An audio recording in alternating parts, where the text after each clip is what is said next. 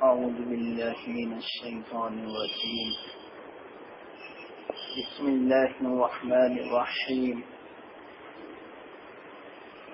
قل هو الله أحد الله الصمد لم يلد ولم يولد ولم يكن له كفوا أحد صدق الله مولانا.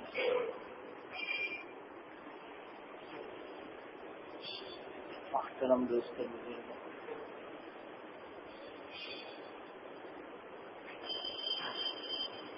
آج انشاءاللہ العزیز اللہ تعالی مدد فرماوے، توفیق دے وے تو سورہ اخلاص کی مختصر تفسیر ہو۔ اس سورت کا نام ہے اخلاص۔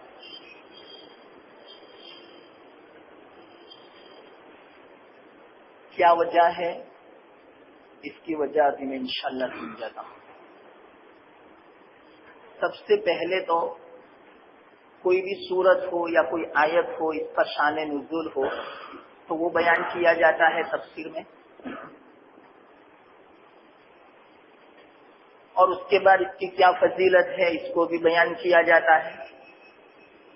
پھر بعد میں اس سورت کا کیا نام ہے، کیا وجہ تسمیہ اس کی، یہ بیان کیا جاتا ہے۔ پھر اس کا ترجمہ اور پھر بعد میں اس کی تفسیر، یہ ہے خلاصہ تفسیر کا۔ تو اس سورت کا شان نزول یہ ہے، ایک اعتبار سے یہ مکی سورت بھی ہے، ایک اعتبار سے مدنی بھی ہے۔ آپ نے دیکھا ہوگا کہ کسی سورت کے شروع میں مکیہ لکھتے ہیں اور کسی سورت کے شروع میں مدنیہ لکھتے ہیں، کیا وجہ ہے؟ یہ بھی سن لو۔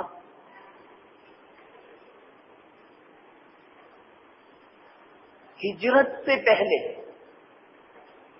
آپ کو معلوم ہے ہجرت کے بعد کی زندگی 10 سال کی ہے اور ہجرت سے پہلے کی زندگی 13 سال کی۔ تو ہجرت سے پہلے جو بھی آیت اور جو بھی سورت اللہ تعالی نے نازل فرمائی اس سورت کو بولتے ہیں مکی، چاہے وہ مکہ شہر میں نازل ہوئی ہو چاہے وہ مکہ کے باہر نازل ہوئی ہو، اس سورت کو بولتے ہیں مکی۔ اور ہجرت کے بعد جو سورت یا آیت نازل ہو اس کو بولتے ہیں مدنی، چاہے وہ مکہ میں نازل ہوئی ہو لیکن ہجرت کے بعد نازل ہو تو اس کو بولتے ہیں مدنی سورت یا مدنی آیت، یاد رکھیں۔ تو اس سورت کے بارے میں ایک تو مکی کا کی بھی قول ہے اور ایک قول مدنی کا بھی ہے۔ کیا وجہ اس کی؟ مفسرین فرماتے ہیں کہ مکہ میں بھی نازل ہوئی تھی اور یہی سورت بعد میں ہجرت کے بعد مدینہ میں بھی نازل ہوئی، اس بنا پر اس کے دونوں نام ہیں۔ اب مکہ میں کب نازل ہوئی تھی؟ اس کی وجہ کیا ہوئی کہ جس کی بنا پر اللہ تعالیٰ نے یہ سورت کو نازل فرمایا، یہ سورت اتنی جامع ہے، اتنی عظیم ہے، پورے کلام مجید میں ایسی عظیم اور ایسی جامع اللہ تعالیٰ کی ذات اور صفات کی معرفت کے اعتبار سے کوئی صورت نہیں۔ کتنی عظیم یہ صورت ہے۔ اللہ کے رسول صلی اللہ علیہ وسلم بھی ارشاد فرماتے ہیں، کلام مجید میں سب سے عظیم کوئی آیت اگر نازل ہوئی ہو تو وہ آیت الکرسی ہے۔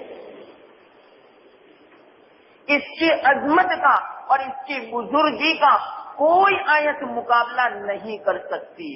اس بنا پر اس آیت کو آیت الکرسی کہتے ہیں، اس لیے کہ اللہ تعالیٰ کی عظیم صفتوں کو اس آیت کے اندر اللہ تعالیٰ نے بیان فرمایا. اس بنا پر اس آیت کا نام آیت الکرسی، جو عظیم آیت ہے. کلام مجید میں ایسی عظیم آیت، ایسی بزرگی والی آیت کوئی نہیں ہے.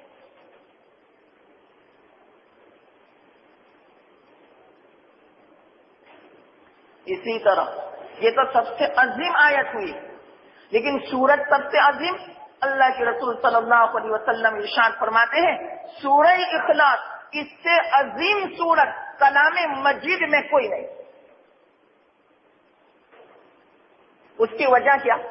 اس بنا پر کہ اس میں اللہ تعالیٰ کا تعارف ہے، اللہ تعالیٰ کی معرفت ہے، اللہ تعالیٰ کی پہچان ہے. اور اتنی زبردست اللہ تعالیٰ کی پہچان ہے ذات کے اعتبار سے اور صفات کے اعتبار سے. تمام صفتوں کو گویا اس صورت میں خلاصے کے طور پر بیان فرما دیا گیا. اور اس صورت میں گویا جتنے بھی دنیا میں فرقے ہیں اور جتنے بھی مذاہب ہیں، ان تمام مذاہب کا ردیہ ہے اس میں.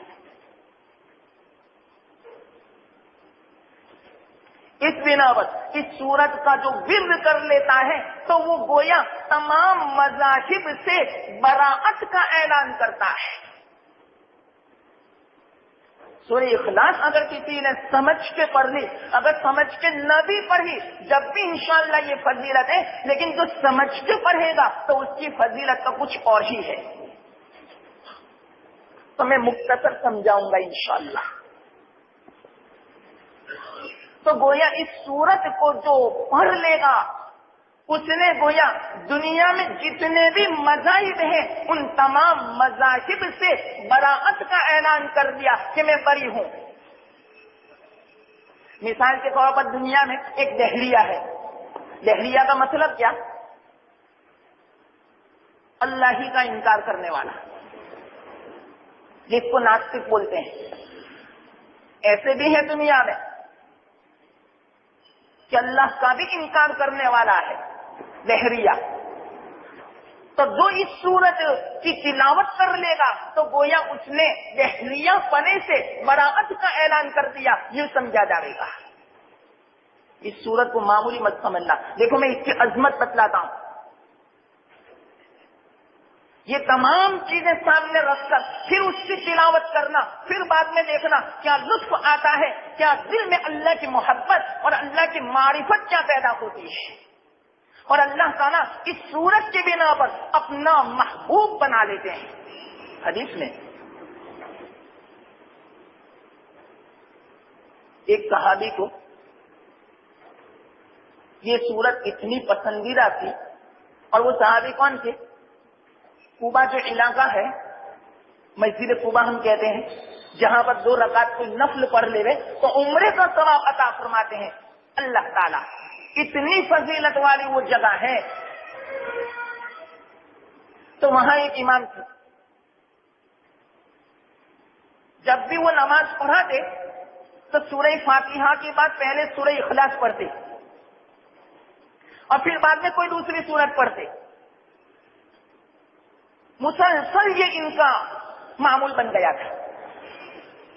جو ان کے مقتدی حضرات سے صحابہ، انہوں نے اللہ کے رسول صلی اللہ علیہ وسلم کی خدمت میں شکایت کی کہ یا رسول اللہ، یہ سورہ اخلاص کے ساتھ دوسری سورت بھی پڑھتے ہیں، یا صرف سورہ اخلاص پر وہ اکتفا نہیں کرتے.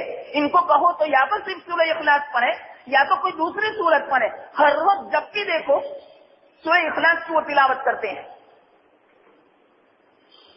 پہلے تو امام صاحب سے صحابہ نے شکایت کی، آپ ایسا کیوں کرتے ہو؟ تو وہ امام صاحب نے یوں فرمایا، میں تو ایسا ہی کروں گا. آپ کو اگر پسند ہو تو مجھے امام بنا ہی رکھو، اگر پسند نہ ہو تو میں امامت نہیں کرواتا. صحابہ نے فرمایا کہ نہیں، امامت تو آپ ہی کو کرنی پڑے گی، لیکن اس کی وجہ بتلاؤ. کیوں صحابہ ان کی امامت پر خوش تھے؟ اس کی وجہ علماء نے بیان فرمایا، اصل میں یہ سب سے زیادہ جاننے والے تھے، سب سے زیادہ فقیہ تھے. اس بنا پر صحابہ ان کی امامت سے راضی تھے. اس سے مسئلہ علماء نے یہ مستنبط فرمایا کہ امام وہ ہونا چاہیے جو سب سے زیادہ جاننے والا ہو، سب سے اچھا پڑھنے والا ہو، سمجھنے والا ہو، وہ امام ہونا چاہیے. حدیث میں بھی ہے تو کسی بھی طرح صحابہ نے اللہ کے رسول صلی اللہ علیہ وسلم کی خدمت میں شکایت کر دی. دیکھو شکایت تو کی لیکن ایک دم سے فیصلہ نہیں فرمایا. جب ہمارے پاس کوئی شکایت آئے تو ایک دم سے فیصلہ نہیں فرمانے کا. حدیث اور قرآن کے خلاف ہے. پہلے اس کی تحقیق کرو. مثال کے طور پر بیوی نے شکایت کی والدہ کی تو ایک دم سے والدہ کے اوپر ٹوٹ نہیں پڑنے کا. پہلے والدہ سے بھی پوچھو کہ اس طرح میری بیوی کہتی ہے بات صحیح ہے.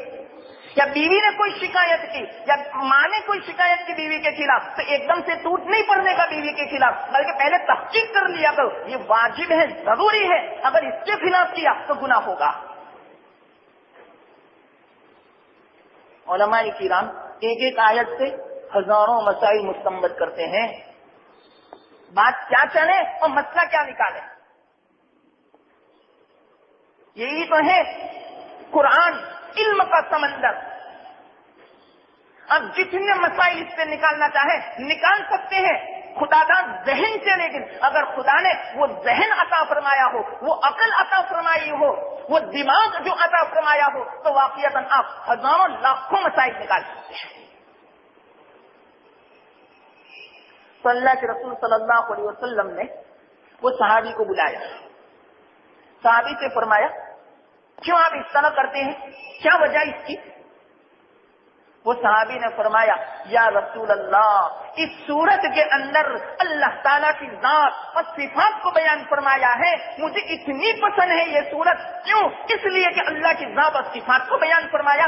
اس بنا پر یہ سورت مجھے بہت پسند ہے, میں اس کو نہیں چھوڑوں گا. تو اللہ کے رسول صلی اللہ علیہ وسلم نے خاص ان کے لیے اجازت عطا فرمائی, آپ پڑھ سکتے ہیں, کوئی حرج کی بات نہیں. پھر بعد میں صحابہ سے یوں فرمایا کہ اس صحابی کو اس سورت سے جو محبت ہے نا, اس سورت کی محبت نے اللہ کا محبوب بنا دیا اور جنت کو ان کے لیے واجب کر دیا. معمولی صورتیں. شاید کوئی ہمارا جو عامی آدمی ہوگا جس نے مدرسے میں قدم بھی نہیں رکھا ہوگا, اس کو بھی یہ صورت آتی ہوگی. ہمارے بچوں کو بھی آتی ہے, ہماری عورتوں کو بھی یہ صورت آتی ہے. اللہ سے ہم امید رکھیں, نا امید نہ ہو.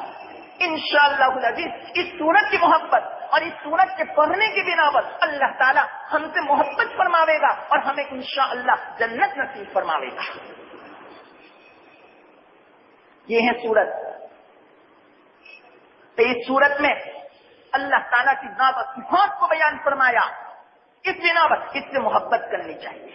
اور محبت کا مطلب کیا کہ بس یہ صرف بولے ہم زبان سے کہ اس سورت سے مجھے محبت ہے, نہیں, اس کو خوب پڑھیں.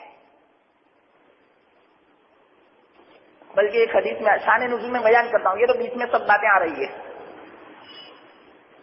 ایک حدیث میں آتا ہے, دیکھو کس غرض سے سننے کا ہمیں, عمل کی نیت.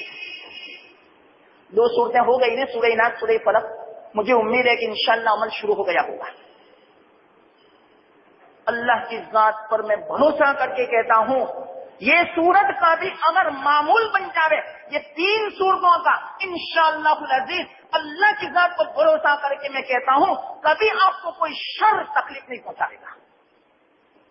حدیث میں کبھی کوئی برائی کا اثر نہیں ہوگا,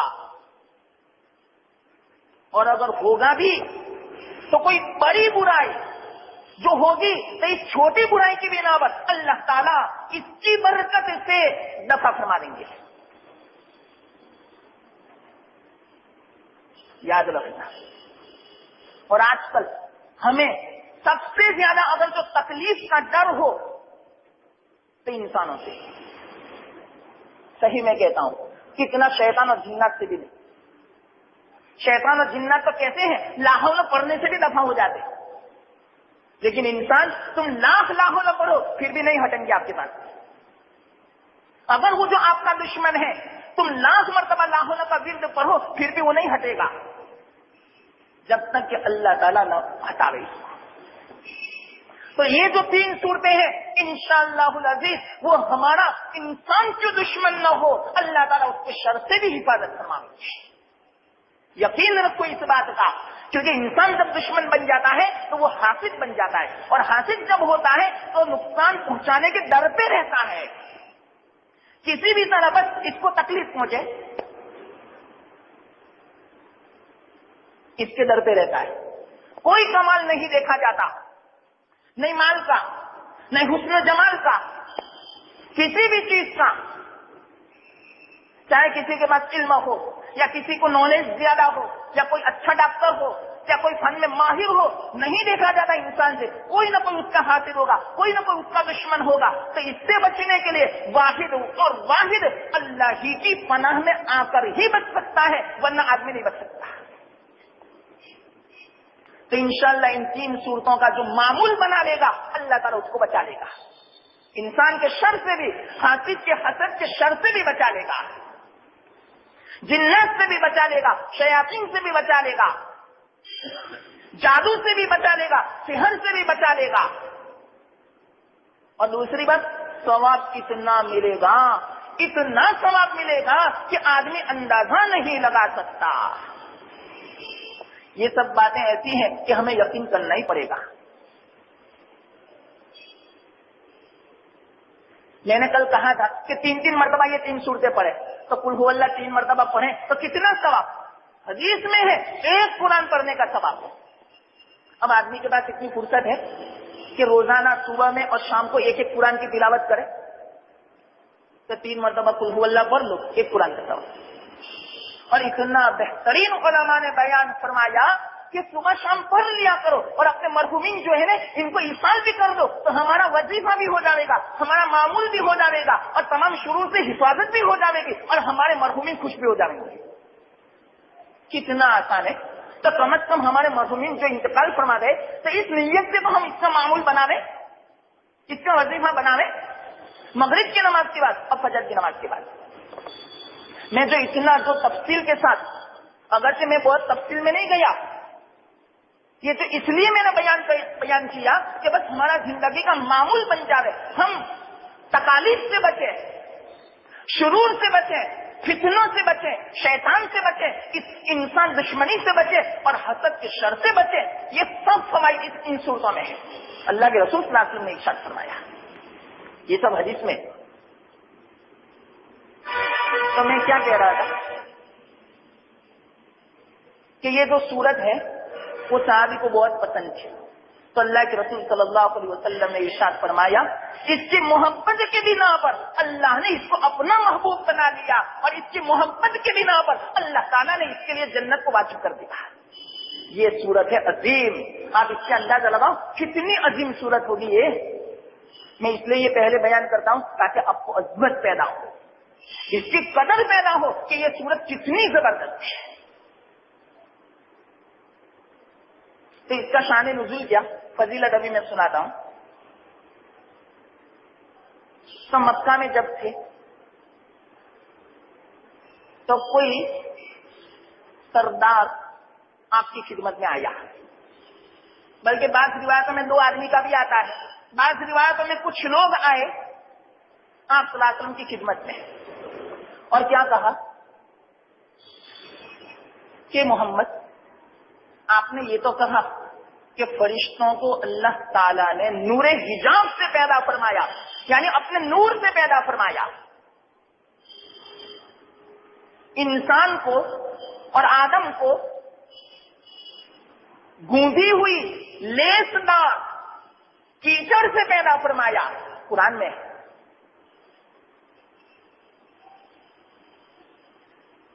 اور جنات اور شیاطین کو آپ کے شعلوں سے پیدا فرمایا، آسمان کو دھوئیں سے پیدا فرمایا، زمین کو پانی میں جو جھانک اٹھا تھا اس سے پیدا فرمایا. تو اللہ کس سے پیدا ہوا؟ اس طرح کا سوال کیا. اللہ کا مادہ کیا ہے؟ ہر چیز کا مادہ ہوتا ہے. مثال کے طور پر یہ کرسی ہے تو یہ کس سے بنی؟ اس کا مادہ کیا، اصل کیا اس کی؟ کہ بھائی پلاسٹک سے نہ معلوم کتنی چیزیں دنیا میں بنتی ہیں. تو ہر چیز کا مادہ ہوا کرتا ہے. انسان کا مادہ مٹی، کپڑے کا مادہ روئی، یہ مادہ اس کو بولتے ہیں. چارپائی ہو لکڑے کی تو کہ بھائی یہ کس سے بنی؟ تو کہیں گے کہ لکڑی سے بنی. اور لکڑی کس سے؟ کہ بھائی درخت سے. اور درخت کس سے؟ بھائی زمین سے. ہر چیز کا مادہ ہوا کرتا ہے. تو اللہ کا مادہ کیا؟ اللہ کس سے پیدا ہوا؟ جب یہ سوال کیا اللہ کے رسول صلی اللہ علیہ وسلم نے سکوت اختیار کیا، خاموشی اختیار کی کہ میں کیا جواب دوں ان کو. فوراً حضرت جبرائیل علیہ الصلوۃ والسلام تشریف لائے یہ سورت کو لے کر، پورا جواب دے دیا.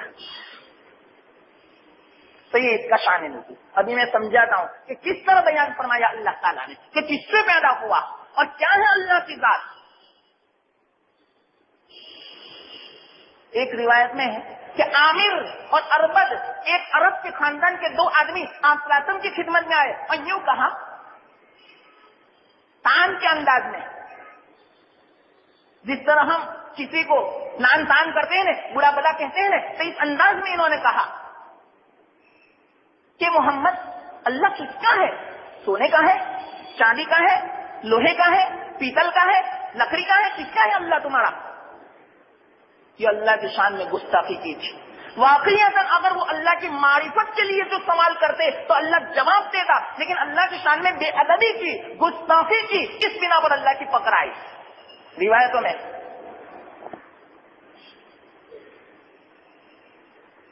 یہ جو اربت تھا نے، یہ دونوں مشورے کر کے آئے تھے. لمبا واقعہ ہے، مختصر میں سناؤں کہ دیکھو ہم محمد کو قتل کر دے رہے کسی بھی طرح. عامر نے یہ کہا تھا، اربت سے یوں کہا کہ تم تلوار تیار رکھنا، باہر کھڑے رہنا، میں محمد سے تنہائی میں بات کروں گا.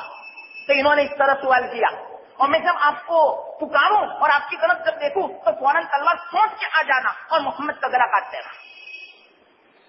یہ مشورہ کیا تھا. اتنا ستایا تھا کافروں نے، مشرکین نے، عرب والوں نے، لوگوں نے اتنا ستایا تھا، لیکن تمام تکالیف کو برداشت کیا تھا اللہ کے رسول صلی اللہ علیہ وسلم. بس کسی بھی طرح بس میری امت سمجھ جانے. ہر اللہ کے رسول کو پتا تھا کہ یہ مجھے شر پہنچانے کے لیے آئے، لیکن اس کے باوجود کوئی جواب نہیں دیا. کوئی حرج کی بات نہیں، سوال کرو میں اس کا جواب دوں گا، لیکن برائی کا جواب برائی سے نہیں دیا. تو جب انہوں نے اس طرح سوال کیا تو وہ عامر نے اشارہ کیا اربت سے کہ جلدی آ. لیکن ادھر اللہ تعالیٰ نے اس کو کیا کیا تھا معلوم؟ ابھی تلوار سوچ رہا تھا، اس کا یہ دایاں ہاتھ تلوار کے ساتھ چپک گیا، نکلتا ہی نہیں تھا. اسی حالت میں آپ صلی اللہ علیہ وسلم سمجھ گئے کہ تم کیا سمجھتے ہو، اللہ تعالیٰ کافی ہے میرے لیے. بس اتنا کہنا تھا، ایک دم سے بجلی کی کڑک اس پر گری اور اس کا سر معلوم نہیں کہاں چلا گیا، پتہ ہی نہیں چلا، وہیں دیر ہو گیا. جب یہ دیکھا وہ عامر نے تو مارے کر کے وہاں سے بھاگا اور یوں کہا ابھی میں پوری فوج لے کے آتا ہوں اور مکہ کے اوپر چڑھائی کرتا ہوں اور تمام کو میں ختم کر دیتا ہوں. وہ اتنا بھاگا، لمبا واقعہ ہے. کسی بھی طرف بیچ میں ایک خیمہ ملا تو وہیں اس نے پڑاؤ ڈالا. سلولیا نامی عورت تھی، اس سے یوں کہا مجھے پانی لے، میں بہت تھکا ہوا ہوں. گھوڑے پر سوار ہو کر بھاگا، لیکن جو گھوڑا اس کا پیر جو پھسلا فوراً وہ گرا. گرنے کی بنا پر ایک دمبل جیسا ہو گیا. اتنا خطرناک دمبل ہوا کہ اسی میں وہ مر گیا، طاعون کی بیماری میں وہ بھی ختم ہو گیا. تو اس کے بعد اللہ تعالیٰ نے اس سورت کو نازل فرمایا. یہ تو اس کا شان نزول بیان کیا. یہ سورت کی فضیلت، اس سورت کو اخلاص کیوں کہتے ہیں؟ اس بنا پر کہ واقعی جب آدمی اس سورت کی تلاوت کرتا ہے، اخلاص کا معنی خالص کرنا. اس سورت کے آدمی جب تلاوت کرتا ہے تو آدمی اللہ تعالیٰ کی ذات اور صفات کی معرفت کے اعتبار سے اپنے دل سے تمام معبودوں کو، تمام چیزوں کو خالص کر دیتا ہے صرف اللہ کے لیے. کہ اللہ ہی مطلب کہ ذات اور صفات میں یکتا ہے، کوئی معبود نہیں، اللہ ہی معبود ہے، اللہ ہی خالق ہے، کوئی اللہ کا کوئی شریک نہیں. تو گویا مومن بندہ اپنے دل میں اللہ کی معرفت کو، اللہ کی ذات و صفات کو خالص کرتا ہے دوسرے معبودوں کے مقابلے میں. اس بنا پر سورت کا نام ہے سورہ اخلاص. اخلاص کا معنی خالص کرنا. تو جس طرح ہم اللہ کی ربوبیت میں، اللہ کی ذات و صفات میں اللہ کو خالص کرتے ہیں، تو اسی طرح ہمیں اللہ تعالیٰ کی عبادت میں بھی اللہ ہی کو خالص کرنا چاہیے. اللہ کا کسی کو شریک نہیں ٹھہرانا چاہیے. کوئی بھی عبادت ہو، چاہے مالی عبادت ہو، شریک ٹھہرانے کا مطلب کیا؟ ہم نے مال دیا تو یہ نیت نہ ہو کہ لوگ مجھے یوں کہیں سخی ہے بہت، تو یہ تو اللہ کا شریک ٹھہرایا لوگوں کو. بس اس سے آپ سمجھ جاؤ، اس کو بولتے ہیں اخلاص. اللہ ہی کے لیے عبادت کو خالص کرنا، اللہ ہی کو ذات اور صفات میں اپنے دل میں خالص کرنا، اس کو بولتے ہیں اخلاص. اور اسی بنا پر اس سورت کا نام ہے سورہ اخلاص. اور اللہ تعالیٰ کو اپنی تعریف بہت پسند ہے. اللہ کو جتنی اپنی تعریف پسند ہے اتنی کسی کو پسند نہیں. جو آدمی اللہ کی تعریف بیان کرتا ہے تو اللہ تعالیٰ بغیر مانگے اس کو عطا فرماتے ہیں، اور اتنا عطا فرماتے ہیں. آپ ہی بتلاؤ ہمیں کیا چاہیے؟ جنت اور اللہ. تو اس سورت کے پڑھنے کی بنا پر اللہ مل جاتا ہے اور جنت عطا فرماتے ہیں اللہ تعالیٰ. ایک حدیث میں اللہ کے رسول صلی اللہ علیہ وسلم ارشاد فرماتے ہیں، جو آدمی دن اور رات میں کل 50 مرتبہ سورہ اخلاص کو پڑھ لے گا. کتنی مرتبہ؟ 50 مرتبہ. تو اس کا حساب بہت آسان ہے. حدیث میں بھی آتا ہے ہر نماز کے بعد 10 مرتبہ پڑھ لو، تو 5 نماز کے بعد 50 مرتبہ ہو گیا. اتنی فضیلت ہے حقیقت میں، اس پر جو ہمارا یقین ہو جاوے. کوئی آدمی آج سے اس معمول کو نہ چھوڑے کبھی زندگی بھر. اور میں تو کہتا ہوں کہ واقعتاً ظاہری سبب کے اعتبار سے جن کی عمر ہو چکی ہے ان کو تو آج سے معمول بنا ہی لینا چاہیے. 10 مرتبہ قل ہو اللہ کتنی دیر لگتی ہے؟ 5-1 منٹ لگے گی. لیکن اس کی فضیلت معلوم ہے؟ اللہ کے رسول صلی اللہ علیہ وسلم ارشاد فرماتے ہیں کل قیامت کے دن اللہ تعالیٰ اس بندے سے یوں فرماویں گے، اے میرے بندے جنت کے جس دروازے سے چاہے تو داخل ہو جا. کوئی معمولی ہے؟ اور جنت کے ایک کوڑے کی جگہ، یہ میرا جو ہاتھ اگر زمین پر گر جائے تو کتنی جگہ روکے؟ اتنی جگہ دنیا و مافیا سے بہتر ہے. کتنی فضیلت ہے. بس یہ سب باتیں اللہ ہی ہمارے دل میں اتارتے رہے، جنت کی فضیلت کو اور جنت کی نعمتوں کو. تو اللہ تعالیٰ کیا فرمائیں گے کل قیامت کے دن؟ حدیث میں ہے اللہ کے رسول صلی اللہ علیہ وسلم ارشاد فرماتے ہیں اس کو جنت میں جس دروازے سے چاہے داخل کیا جائے گا، اور داخل ہونے کے بعد جنت کی جس حور سے چاہے گا نکاح کر لے گا. اب دنیا کی سب سے زیادہ مالدار، سب سے زیادہ حسین و جمیل اگر کوئی عورت ہو، لیکن وہ جنت کی حور کے مقابلے میں کروڑواں حصہ بھی نہیں. اب اس کے لیے ہم کیا کریں بولو؟ ہم اپنی جان بھی قربان کرنے کے لیے تیار، پوری دنیا قربان کرنے کے لیے تیار کہ وہ عورت مل جائے. تو جنت کی عورت ملنا کا بالکل سستا سودا کہ ہر نماز کے بعد 10 مرتبہ قل ہو اللہ پڑھ لیں. حدیث میں. اور دوسری بات معلوم، حضرت عمر رضی اللہ تعالیٰ عنہ کو آپ صلی اللہ علیہ وسلم نے فرمایا، اے عمر جو اس سورت کو 10 مرتبہ پڑھ لے وے اللہ تعالیٰ جنت میں ایک محل بناتے ہیں. تو 10 مرتبہ پڑھیں گے تو خود بھی ملے گی اور اوپر سے محل بھی بنے گا. حضرت عمر رضی اللہ تعالیٰ عنہ تو خوش ہو گئے اور فرمایا یا رسول اللہ اب تو بہت پڑھیں گے. تو کیا فرمایا آپ صلی اللہ علیہ وسلم نے؟ آپ جتنا بھی پڑھو پڑھ کے تھک سکتے ہیں، لیکن اللہ تعالیٰ محل دے کر اپنی عطا سے اتنی وسعت والا ہے، عطا والا ہے کہ وہ دینے سے نہیں تھکے گا. کتنی فضیلت ہے یا اللہ. اور سب سے بڑی بات معلوم ہے، ہمارے جو بڑے ہیں والدین، ہمارے رشتے دار، وہ انتقال فرما گئے، تو کم از کم یہ پڑھیں گے تو ہمارا تو فائدہ ہے ہی. روزانہ ان کو ایصال ثواب تو کرو. کتنے بیچارے وہ محتاج ہیں، کتنے وہ منتظر ہیں، ہر وقت ہماری طرف، دنیا کی طرف وہ منہ لگائے بیٹھے ہیں کہ ہمارے جو پسماندگان ہیں، ہمارے پیچھے جو رہنے والے ہیں، وہ ہمارے لیے کچھ تحفہ بھیجے. تو کتنا آسان تحفہ ہے. اللہ اکبر. اللہ نے کتنا آسان کر دیا ہمارے لیے جنت میں پہنچنا. اس کے باوجود ہم اگر اس کو مشکل سمجھیں تو ہم سے زیادہ واقعتاً شیطان کے پھندے میں شکار کوئی نہیں سمجھا جائے گا کہ شیطان نے ہمیں مشکل بتایا ہے. کتنی فضیلت ہے اللہ. یہ تو صرف قل هو اللہ کی فضیلت ہے، اس کے علاوہ بھی بہت ساری فضیلت ہے. اب میں اس کا مطلب مختصر سمجھاؤں. یہ تو میں نے شان نزول اور اس کی فضیلت میں نے آپ کو سنائی. اللہ تعالیٰ کیا فرماتے ہیں؟ اے محمد آپ کہو قل هو اللہ احد. قل آپ کہیے ہوا وہ کون؟ اب غور سننا کہ جو لوگ یوں کہتے ہیں کہ اللہ کا وجود نہیں، دنیا کو پیدا کرنے والا نہیں، ارے تم کیسی بات کرتے ہو؟ اللہ کا وجود دینے والا، اللہ کو پیدا کرنے والا تو ہے. یعنی وہ کب کہتے ہیں؟ جب کہ کوئی پہلے سے موجود ہو. ہم سے کوئی پوچھے کہ وہ کہاں گیا تو وہ کب کہیں گے؟ بتلاؤ تو.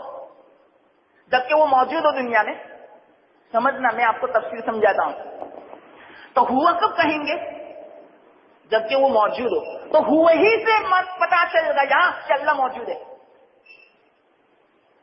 جس نے ہوا کہہ دیا تو گویا دہریہ کا جو مذہب ہے اس سے برات کا اعلان کر دیا. دہریہ کہتا ہے کہ نہیں اللہ، اور ہم کہتے ہیں ہوا بس کہہ دیا تو دہریہ سے ہم نے گویا برات کا اعلان کر دیا. کتنی زبردست بات ہے. اللہ موجود ہے. پھر بھی میں آپ کو سمجھاتا ہوں اللہ کیسے موجود ہے. آپ ہی مجھے بتلانا، ہم دیکھتے کیوں ہیں؟ میں بولتا کیوں ہوں؟ آپ سنتے کیوں ہیں؟ ہمارے اندر روح موجود ہے نا. اگر روح نکل جاوے تو نہ دیکھ سکتے ہیں، نہ بول سکتے ہیں، نہ سن سکتے ہیں، نہ چل سکتے، کچھ بھی نہیں کر سکتے. لیکن چلو بتلاؤ، آپ روح مجھے بتلا سکتے ہیں کہ روح کہاں پر ہے. لیکن آپ مانتے تو ہیں کہ روح موجود ہے. آج تک کسی نے انکار کیا دنیا میں؟ اس سے کیا پتا چلا؟ کسی چیز کے موجود ہونے کے لیے دکھائی دینا ضروری نہیں. یہ قاعدہ نکلا. دیکھو اس طرح قاعدہ نکلتا ہے. کیا نکلا قاعدہ؟ کسی چیز کے موجود ہونے کے لیے نظر آنا ضروری نہیں. بعض چیزیں ایسی بھی ہیں دنیا میں لیکن نظر نہیں آتی. ہم سب کا عقیدہ ہے نا، ہم سب مانتے ہیں نا کہ ہوا موجود ہے. اگر ہوا نہ ہوتی تو ہم بیٹھتے ہیں یہاں پر. لیکن ہوا ہے نا. لیکن چلو مجھے دکھاؤ ہوا کہاں ہے. تو ہوا موجود ہے، ہمارا عقیدہ ہے، لیکن نظر نہیں آتی. تو پوری دنیا، دہریہ بھی، فلاسفہ بھی، سائنسدان بھی جب ہوا کو مانتے ہیں تو اللہ کو کیوں نہیں مانتے؟ یہ ہے وجود کی دلیل. یہ دلیل میں سمجھاتا ہوں آپ کو. ایک مرتبہ کیا ہوا، ایک واقعہ یاد آیا. امام صاحب رحمت اللہ علیہ، ہمارے امام ابو حنیفہ بڑے ہوشیار، بڑے ذہین. اللہ تعالیٰ نے عجیب ذہانت عطا فرمائی تھی، عجیب ذکاوت عطا فرمائی تھی. اتنے زبردست واقعات کتابوں میں لکھے ان کے، آدمی دنگ رہ جائے. اور اللہ تعالیٰ نے بچپنے سے ذہانت عطا فرمائی تھی. ایسی مجلس اور کرسی پر ایک دہریہ بیٹھا ہوا تھا، بیان کر رہا تھا. دہریہ یعنی اللہ کا انکار کرنے والا. اس نے تمام لوگوں کو چیلنج دیا، کوئی بھی مجھے بتلائے کہ اللہ موجود ہے، چلو بتلاؤ. وہ اصل میں کیوں آیا تھا وہ دہریہ؟ لوگوں کے ایمان کو ختم کرنے کے لیے، کسی بھی طرح اللہ کے بارے میں شک میں مبتلا کرنے کے لیے آیا تھا. امام صاحب بچے تھے، چھوٹے تھے، اس مجلس میں بیٹھے ہوئے تھے. تو اس دہریہ نے یہ سوال کیا، چلو بتلاؤ اللہ موجود ہے. آپ نے کیسے کہا؟ ایک تو یہ سوال کیا، جواب تو اس کا ایسا کہا. پھر دوسرا یہ سوال کیا کہ اللہ کس سمت میں ہے، دائیں جانے بائیں، ادھر ادھر، اوپر نیچے کہاں ہے؟ سب دنگ رہ گئے. اگر میں آپ سے بھی پوچھوں تو آپ بھی جواب نہیں دے سکتے. پھر تیسرا کیا سوال کیا، ابھی اللہ نے کیا کام کیا، ابھی کیا کرتا ہے بتاؤ. یہ تین سوال کیے، کسی سے جواب ہی نہیں بن سکتا. بڑے بڑے بیٹھے ہوئے تھے. تو یہ جو بچے تھے نہیں مان سکتے، انہوں نے کہا اگر آپ اجازت دے تو میں جواب دوں. تو کہا دو جواب، میں نے سوال تو اسی لیے تو کیا جواب دینے کے لیے، لیکن ایک شرط، جواب دینے والا اوپر ہوتا ہے، سوال کرنے والا نیچے ہوتا ہے. پہلے آپ نیچے اتر جاؤ کرسی پر سے, میں بیٹھوں, پھر بعد میں آپ سننا. لیکن آپ کوئی حرج کی بات نہیں, آ جاؤ, بچے تھے. تو کیا جواب دیا؟ دیکھو میں آپ کو اللہ کے موجود ہونے کی بات سمجھاتا ہوں, ہوا سے سمجھاتا ہوں کہ ہوا وہ کون, مطلب دیکھو تفسیر ہو رہی ہے, سمجھنا. ہوا وہ کون, پہلے سے موجود ہے وہ, اور وہ تو نظر نہیں آتا, تو موجود کہاں سے؟ تو اس کی دلیل دیکھو. ایک بات تو کیا, اگر آپ سے کوئی پوچھے نا تو آپ کو تو یہی جواب دینے گا, میں بغیر دلیل کے اللہ کو موجود سمجھتا ہوں, بس یہ کہہ دینا, آپ دلیل مت دینا. کیوں معلوم؟ ایک مرتبہ شیطان امام راضی رحمت اللہ علیہ کے پاس آیا تھا, زبردست امام, زبردست علامہ. وہ آیا اور امام راضی سے کیا کہا معلوم؟ آپ کے ایمان کے مقابلے میں فلانا جو کلارا ہے, جو کلارا لے کر جا رہا ہے کسان, اس کا ایمان زیادہ مضبوط ہے. امام راضی رحمت اللہ علیہ نے فرمایا کیسی بات کرتے ہو, اس نے تو الف بھی نہیں پڑھا, اور میں نے تو پوری زندگی علم کے پیچھے کھپا دی, اور اللہ تعالیٰ نے قرآن اور حدیث کا علم عطا فرمایا, مجھے دلائل کے ساتھ اللہ کے وجود کا علم ہے, اور اس کو تو کچھ بھی معلوم نہیں. تو نے کیسے کہا؟ شیطان نے کہا میں کہتا ہوں کہ تیرے ایمان سے زیادہ قوی اور مضبوط ایمان اس لشکر ہارے کا ہے. تو کہا چلو کیسے, امتحان لو. شیطان نے پوچھا کہ اللہ موجود نہیں ہے. کیا کہا؟ سب سے پہلی یہ بات کہ اتنا خطرناک یہ سوال ہے, اسی لیے حدیث میں آتا ہے جب اللہ کے بارے میں جب دماغ میں خیال آ رہے, دیکھو ایک ایک بات یاد رکھنا, سب مفید ہے انشاءاللہ. جب اللہ کے بارے میں کوئی خیال آوے, اللہ کے رسول صلی اللہ علیہ وسلم نے ارشاد فرمایا, یوں کہو آمنت باللہ, میں تو بس اللہ پر ایمان لے آیا, میں اللہ کے بارے میں نہیں سوچتا. حدیث میں یوں آتا ہے لا تتفکروا فی الخالق بل تتفکروا فی المخلوقات, یعنی خالق کے بارے میں مت سوچو, ہم مخلوقات کے بارے میں سوچو کہ اللہ نے کیسا آسمان بنایا, اللہ نے کیسی زمین بنائی. میں یہ سوچو, یہ مت سوچو اللہ کیسا ہوگا, اللہ سے پہلے کیا ہوگا, اللہ نے کس کو پیدا کیا ہوگا, ہر چیز سے پہلے کوئی ہوگا نہیں. یہ سب شیطان کی طرف سے ہے. بس اتنا کہہ دو اللہ موجود ہے, اللہ کو میں مانتا ہوں, اللہ ایک ہے, بس اتنا ہی کہہ دو حدیث میں. تو شیطان نے امام راضی رحمۃ اللہ علیہ کے سامنے کیا کہا کہ اللہ موجود نہیں. تو کہا کیسی بات کرتے ہو, میں آپ کو دلائل سے سمجھا سکتا ہوں کہ اللہ موجود ہے. شیطان نے کیا کہا, آپ جتنی دلیل دو گے نا ان تمام دلیلوں کو میں توڑ دوں گا. اتنی بات کہی, پھر بعد میں اس کے پاس گئے کہ چلو اب میرے ساتھ ان کے پاس. شیطان نے ان سے کیا کہا معلوم, کہ بھائی اللہ موجود نہیں ہے. اس نے کہا نہیں اللہ موجود ہے. وہ مانتا ہے کہ نہیں, ورنہ ابھی کلہاڑی سے تیرا سر پھوڑ دیتا ہوں. تو شیطان بھاگا اور سیدھا امام راضی سے کہا, دیکھا تو نے تو اتنا بھی سنا کہ اللہ موجود نہیں ہے, یہ تو سننا بھی گوارا نہیں کرتا. دیکھو آپ کے لائف میں بات بتلاتا ہوں, یہ دیہاتی, یہ لشکر ہارا تو اس بات کو سننا بھی نہیں چاہتا کہ تو ایسا بولتا ہے کہ اللہ موجود نہیں ہے. خبردار جو اب سے تو بولا تو تیرا سر میں پھوڑ دوں گا. اور تو نے تو کیا کہا, ہاں اللہ موجود نہیں ہے, سن تو لیا نے, اور اوپر سے یہ کہا میں دلائل بیان کروں گا. یہ تو سننے کے لیے گوارا نہیں, اور تو سن بھی لیا. تو بتلاؤ کس کا ایمان مضبوط؟ امام راضی کو ماننا پڑا واقعیتاً اللہ کے موجود ہونے میں اس کا ایمان مضبوط. اس لیے زیادہ دلائل میں نہیں پڑھنے کا. یہ میں اس لیے سمجھاتا کہ ہوا کیا ہے, ابھی تو ہوا ہی میں سمجھاتا ہوں کہ ہوا وہ کیا مطلب اس کا, موجود ہے وہ, لیکن موجود کیسے ہے اب یہ میں سمجھاتا ہوں. تو دہریہ نے سوال کیا کہ بتلاؤ وہ موجود کیسے ہے. تو امام صاحب بچے تھے کرسی پر آئے, ان سے پوچھا کہ آپ ہی بتلاؤ, ایک دودھ ہو, دودھ لے آئے کہ دودھ میں کیا ہے, اس سے کیا کیا بنتا ہے. تو کہ گھی بنتا ہے, مکھن, دہی, چھاچھ, مٹھا, سب کچھ بنتا ہے. کہ نہیں مجھے دودھ میں دکھاؤں کہاں ہے, تو کہ یہ دکھائی تھوڑی دیتا ہے, وہ تو اندر میں ہوتا ہے موجود. امام صاحب نے فرمایا کہ یہ تمام آسمان، یہ زمین، یہ درخت، یہ انسان، یہ سمندر، یہ خود دلالت کرتے ہیں کہ کوئی اس کا پیدا کرنے والا موجود ہے، کہ اس کے پیدا کرنے والے کے لیے نظر آنا تھوڑی ضروری ہے۔ تمام لوگ خوش ہو گئے کہ کیا جواب دیا، دہلیوں کو خاموش کر دیا۔ ایک جواب تو یہ دیا بچے نے، دوسرا سوال کیا تھا کس سمت میں، تو چراغ جلایا، چراغ کی روشنی ہر جانب ہوتی ہے، تو کہا کہ اللہ کی روشنی، اللہ کا نور ہر جگہ پھیلا ہوا ہے، ہر جگہ محیط ہے، اس کی کوئی سمت نہیں ہوتی۔ جب اس چراغ کی روشنی کی کوئی سمت نہیں تو اللہ کی بھی کوئی سمت نہیں، اللہ تو ہر جگہ ہے۔ خاموش ہو گیا۔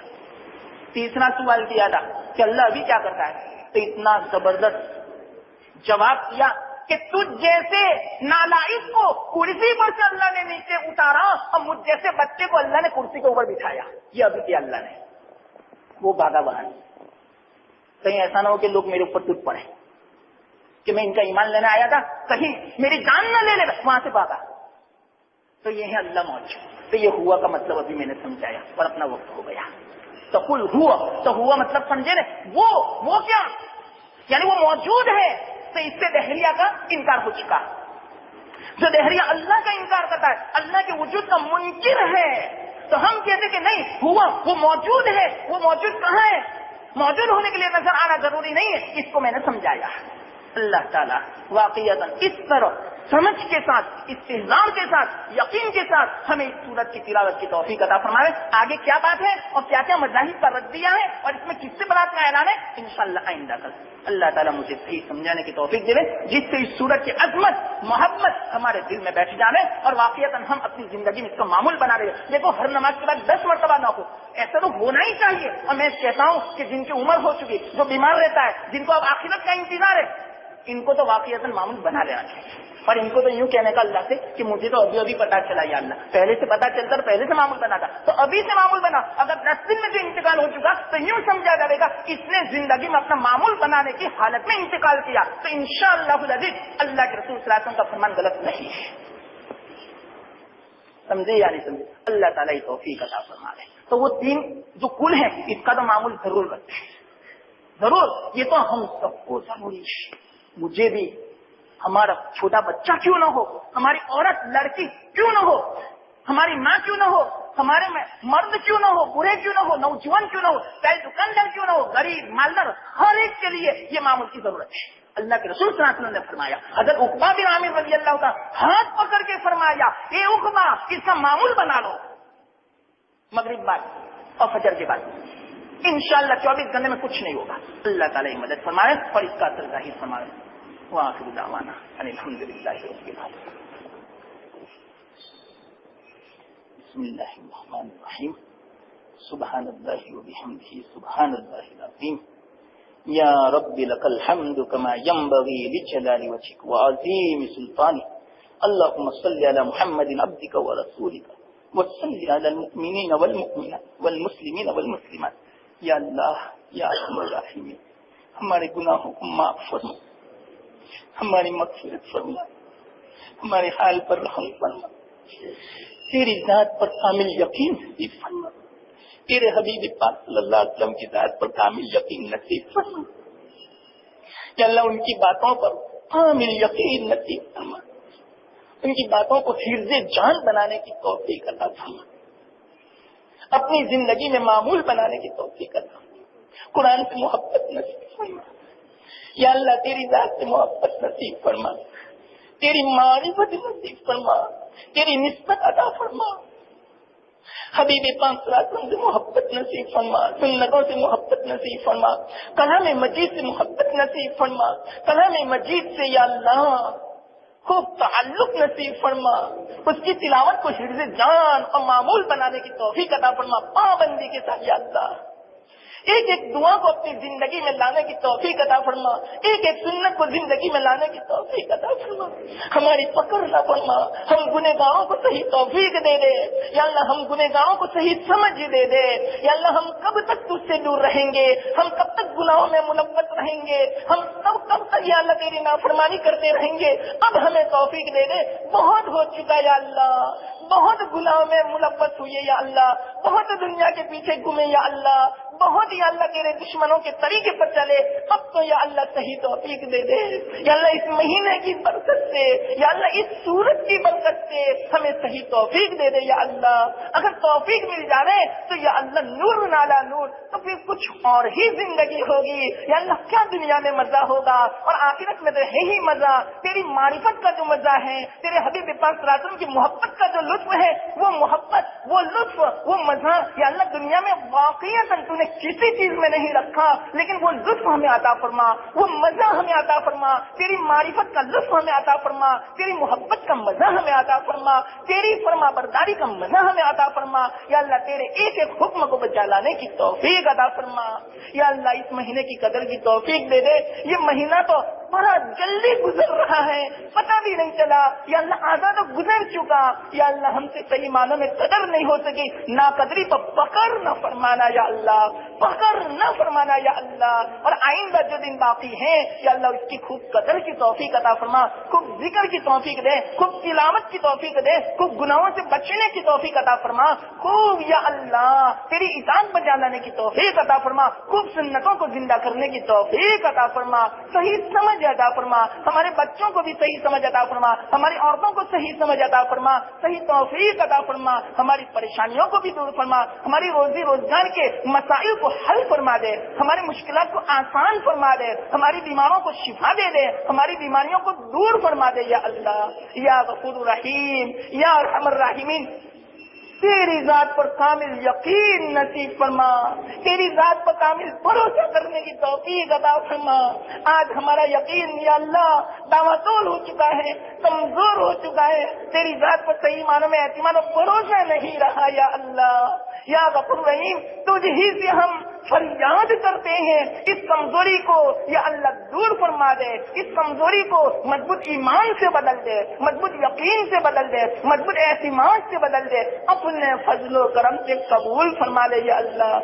آپ زیادہ جانتے ہیں ہماری کیا حاجتیں ہیں، ہماری کیا ضروریات ہیں یا اللہ، اور آپ ہی حاجتیں پوری فرمانے والے ہو، آپ ہی مشکل کشا ہو یا اللہ، جب آپ ہی جانتے ہو تو یا اللہ بغیر مانگے ہماری حاجتوں کو پوری فرما یا اللہ۔ ہمیں خود معلوم نہیں کہ ہماری کیا ضرورت ہے، ہماری کیا حاجت ہے، تو آپ بخوبی جانتے ہیں، تو آپ ہی یا اللہ اپنی شان ہماری حاجتوں کو پوری فرما دے، ہماری پریشانیوں کو دور فرما دے، شان بدلا عطا فرما یا اللہ، ہماری مشکلات کو آسان فرما دے یا اللہ، ہماری کمزوری کو قوت میں بدل دے یا اللہ، ہماری غربت کو یا اللہ مالداری میں بدل دے، اور مالداری کی قدر کی توفیق عطا فرما، نعمتوں کی قدر کی توفیق عطا فرما یا اللہ، ہماری بیماری کو صحت میں بدل دے یا اللہ، ہماری جہالت کو معرفت میں بدل دے یا اللہ، ہماری دنیا کی محبت کو آپ کی محبت میں بدل دے الہ العالمین، ہماری دنیا کے پیچھے پڑنے کو یا اللہ اللہ کے رسول صلی اللہ علیہ وسلم کی اتباع میں بدل دے یا اللہ، ہماری دعاؤں کو قبول فرما لے۔